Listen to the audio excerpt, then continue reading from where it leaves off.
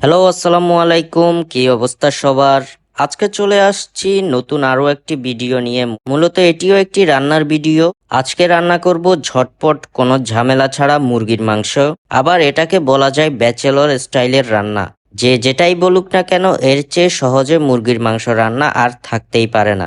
যাই হোক, এখন এখানে মুরগির মাংস ধুয়ে এর মধ্যে সকল মশলাপাতি দিয়ে দিচ্ছি, যার মধ্যে আছে পেঁয়াজ কুচি, আদা রসুন বাটা, হলুদের গুঁড়া, মরিচের গুঁড়া, জিরার গুঁড়া ও গোটা গরম মশলা। ও হ্যাঁ, লবণও দিয়েছি। লবণ ছাড়া তো আবার জমবে না।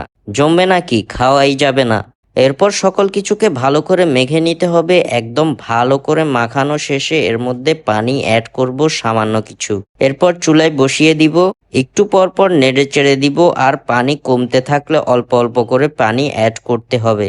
এরপর এটাতে মোস্ট ইম্পর্টেন্ট জিনিস, আলু দিয়ে দিব, সাথে কিছু কাঁচামরিচ মাঝখান থেকে কেটে দিয়ে দিব। দেওয়া শেষে নেড়ে চেড়ে দিতে হবে।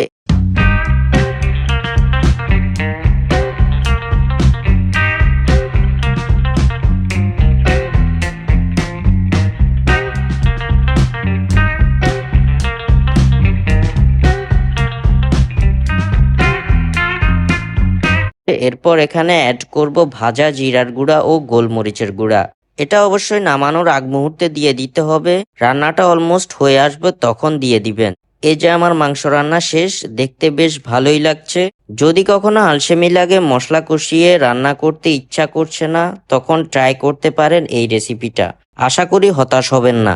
আজকের মতো এই পর্যন্তই। দেখা হবে নতুন কোনো ভিডিওতে। টিল দেন, আল্লাহ হাফেজ।